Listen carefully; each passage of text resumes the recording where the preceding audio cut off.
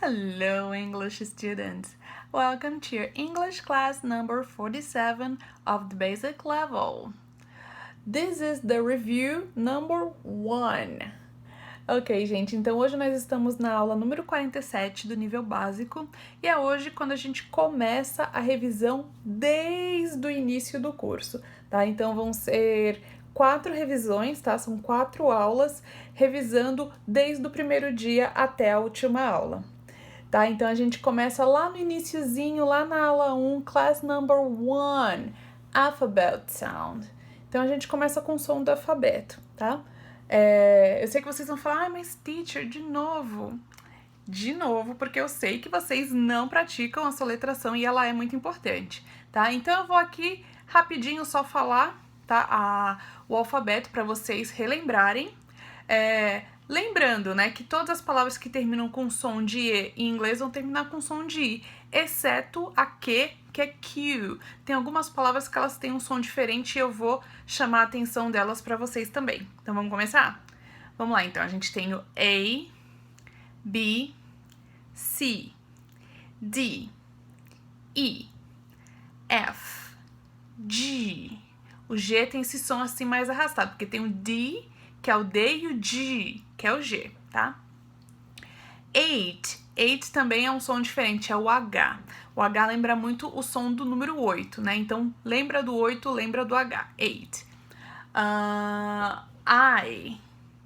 J, né? J também tem um som diferente, fica J. K, que é o K. K. L, língua lá em cima. L. M, junta os lábios. M. N, língua lá no céu da boca. N. O. P.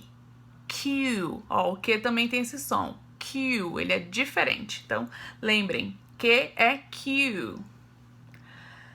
R. Que nem o sonzinho do interior, né? R. S. T. U.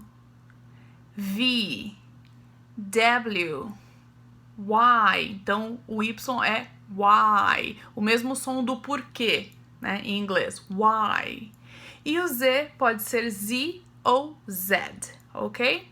Então, esse é o alfabeto. A, B, C, D, E, F, G, J, K, L, M, N, O, P, Q, R, S, T, U, V, W, X, Y and Z. Tá? Então aqui eu coloquei só as letrinhas pra gente lembrar, pra acompanhar, mas se você quiser lembrar como que era escrito o sonzinho de cada letra, tem lá, dá uma revisão. Vai lá na aula 1 que você vai encontrar. E aí na aula a gente vai fazer esse exercício, vocês vão treinar a soletração soletrando essas cores, né? Então a gente vai relembrar as cores em inglês e ao mesmo tempo vamos praticar a soletração. Os números, então a gente vai praticar esses números que estão aqui. Aqui nós temos os números cardinais, né, que são os números normais, e os números ordinais, né, que indicam ordem, primeiro, segundo, terceiro. Muito bem. Vamos lembrar que o número cardinal, para ele virar ordinal, normalmente a gente só acrescenta o TH no final e fica com aquele som de s, né? Então, facilita de vocês lembrarem como que fica, mas tem alguns que ficam diferentes. Então, 1, 2 e o 3, eles vão ficar bem diferentes, né? Porque 1 é one, primeiro é first, 2 é two, segundo é second, 3 é three, terceiro é third. Os outros vai ter aquele sonzinho do TH no final. Então, four é fourth, né? Só esse sonzinho aqui da língua no meio dos dentes. Então, fourth. Five vai mudar, não vai ficar com som de five, vai ficar fifth. Aí tem o sixth, seventh, eighth, ninth. O 9, né, que é o 9, ele também muda um pouquinho, ele não vai ter o E no final. Então, quando ele vira um número ordinal, é o ninth, né? Então, você vai pronunciar ninth, ok? Ninth, não nineth, ninth, ok? 10th, 11th, então todos assim, é só colocar aqui a língua no meio dos dentes no final que vai ter o som do número ordinal, tá? Então, vocês lembram que pra gente falar os números é só a gente juntar, né? Junta, por exemplo, o 28 é o 20 mais o 8. Então, 20 é 20, o 8 é 8. Então, 28. E aí, como que fica 28º? 28th. É só o segundo número que fica no ordinal, tá bom? É só o último número, na verdade. Por exemplo, 10.691, né? Vamos dizer que ele é o... Eu não sei nem como falar isso em português, gente. É o 10.691. Então, em inglês vai ficar 10,609 first. Então, só o último número que ele vai virar ordinal, tá? Não importa o tamanho dele, é só o último que a gente vai falar de forma ordinal. O resto vai ser de forma cardinal, ok? Então, lembrando, né? Então, os números de 1 a 10 é bem fácil, vocês lembram. Aí depois tem o 11, que é 11, 12, 12, 13, 13, depois 14, 15, 16, 17, 18, 19. Aí vem o 20, 20, né? A gente escreve 20, mas a gente pronuncia no inglês americano como 20, tá? 20, 30, 40, 50, 60, 70, 80, 90. Então é só lembrar como são os números, eles, né, pequenininhos. O 9, por exemplo, é 9, 90, 90. O 8, né, é 8 ou 8. O 80 é 80. Então vocês só vão acrescentar o TY. Lembrem-se disso, que aí facilita para vocês falarem os números. O que vai mudar um pouquinho é o 20 e o 30, né? Que o 20 é 20 e o 30 é 30. Então eles já não seguem essa linha. Mas o 40 é 40, 50 é 50, 60 é 60, tá? Então, lembra que fica com esse TI no final. E também, se vocês quiserem lembrar como que fica todos os números, voltem lá na primeira aula, tá? Mas isso aqui eu acredito que já tá de boa, né, pra vocês. Muito bem, seguindo em frente, a gente vai pro slide número 3. E aí, a gente vai relembrar o verbo to be. Ele mesmo. Então aqui eu coloquei alguns inícios para vocês saberem qual o verbo to be colocar, né, nessas pessoas e continuar a frase. Então aí a gente vai produzir um exercício. Make sentences with these words and use the verb to be. Então vai ser a primeira frase com my parents, meus pais. Meus pais são tal coisa. Então my parents are, e aí eu continuo. Anita, né? Anita, ela é uma pessoa singular. Qual que é o verbo to be que eu vou usar? I think I. Qual que é o verbo to be que eu uso para I? E aí eu continuo. Peace, a paz, né? E aí continua uma frase. E money também a gente usa, vai continuar com uma frase, ok?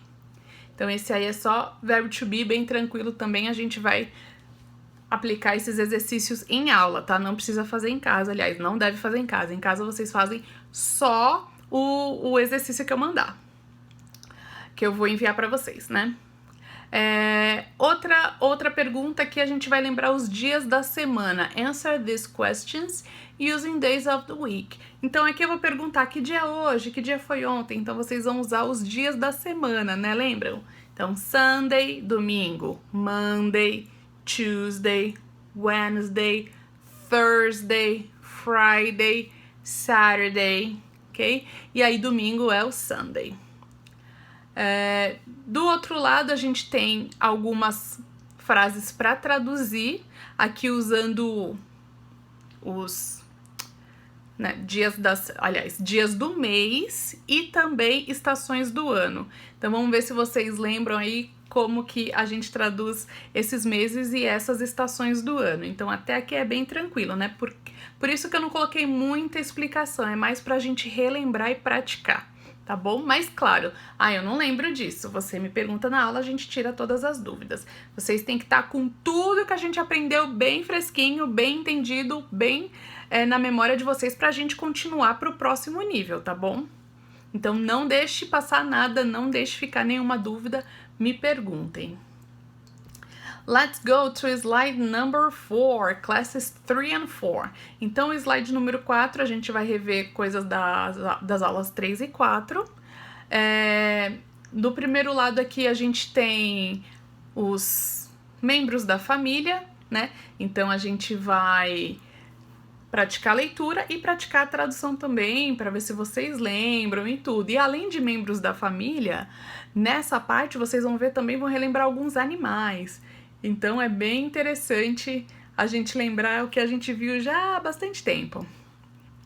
Continuando, do outro lado, a gente tem as rotinas, né? Então, aqui tem o início, né? O início de uma frase e eu quero que você desenvolva a partir desse início. Então, começa assim, I always wake up. Então, eu sempre acordo, que horas? Eu sempre acordo cedo, eu sempre acordo às 7, eu sempre acordo tarde.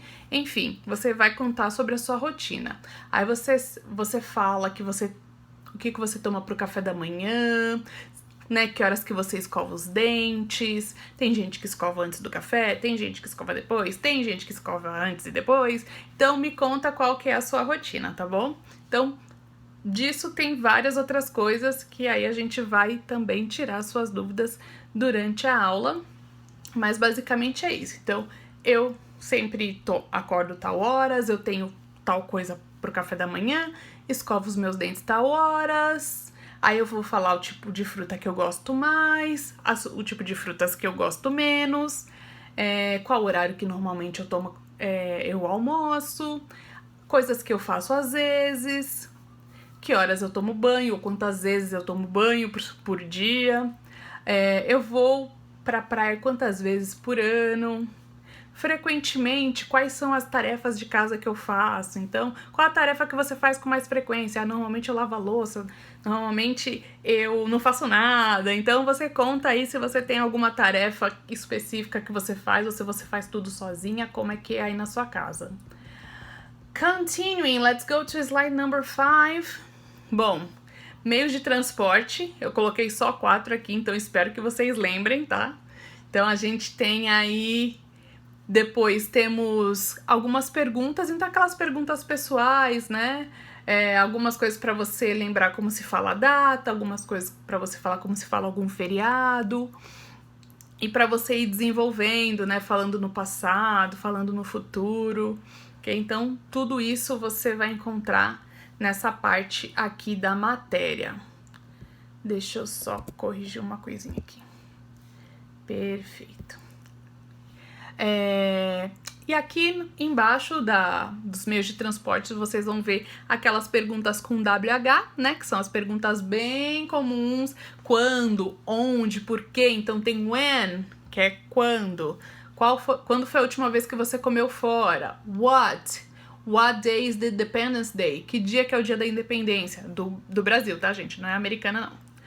Where is London? Então, onde fica Londres? Aí você vai ter que lembrar o nome do país em inglês. Who was the first person you saw today?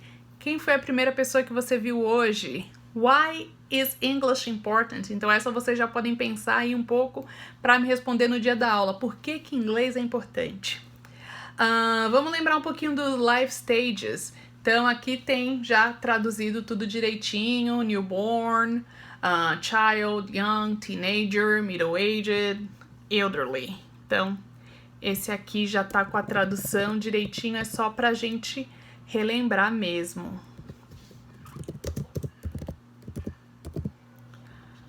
Ok.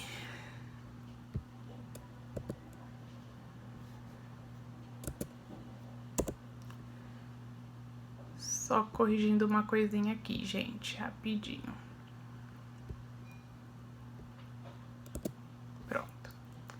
Vamos lá então, let's go to slide number 6.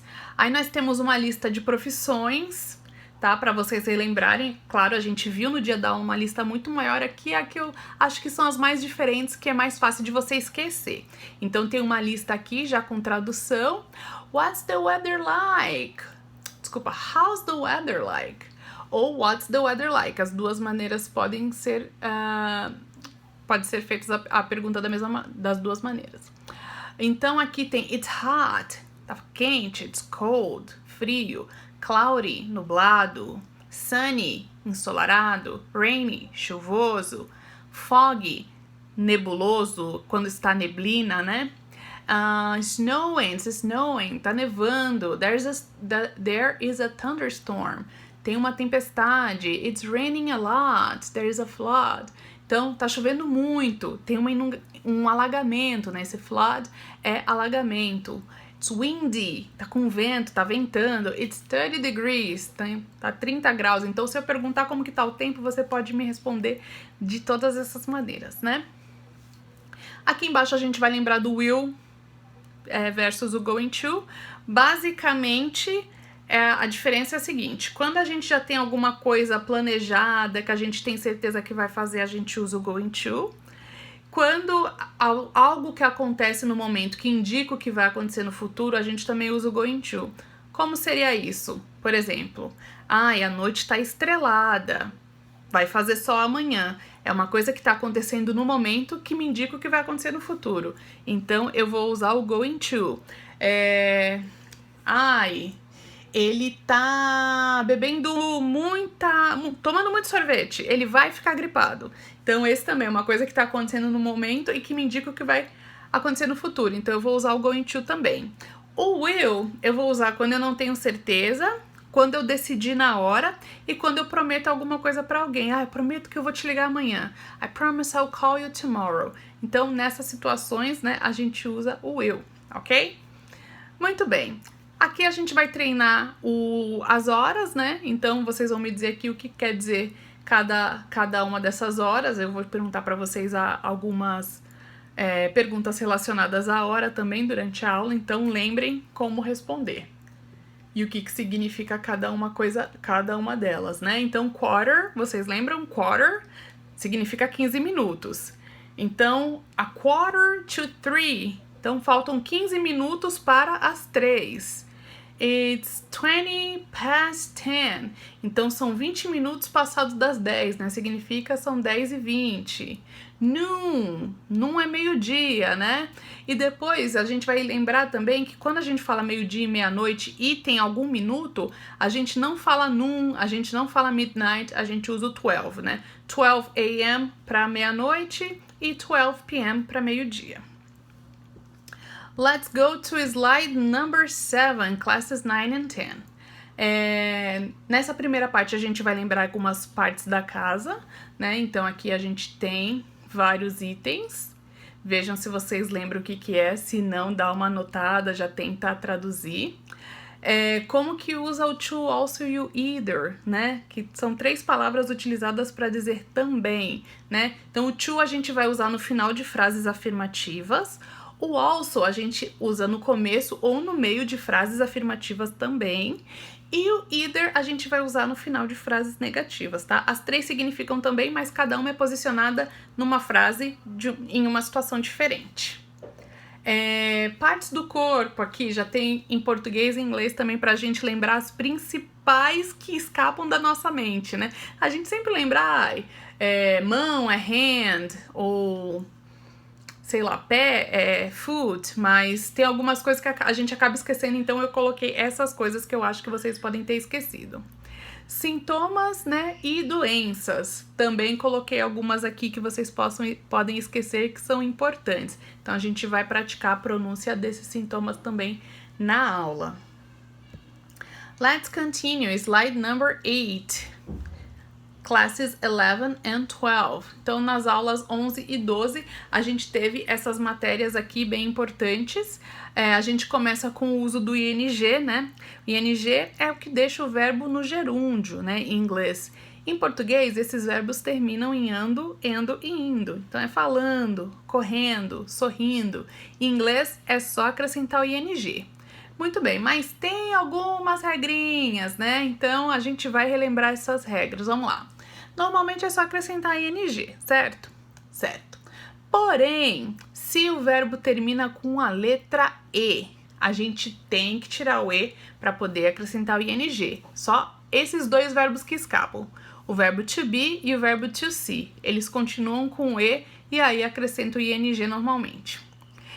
Quando termina em ie, na verdade são 2 verbos, gente. É o verbo die, que é o verbo morrer, e o verbo lie, que é o verbo mentir.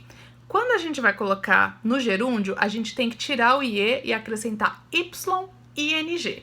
Então, esses 2 verbos ficam diferentes quando acrescenta ing. E aí, verbos que têm uma única sílaba e que o final delas é uma consoante, vogal e consoante, ela dobra a última letra. Por exemplo, o verbo stop, que é parar, né? Verbo stop é uma sílaba só, né? Não dá para separar o stop, ela só tem uma vogal.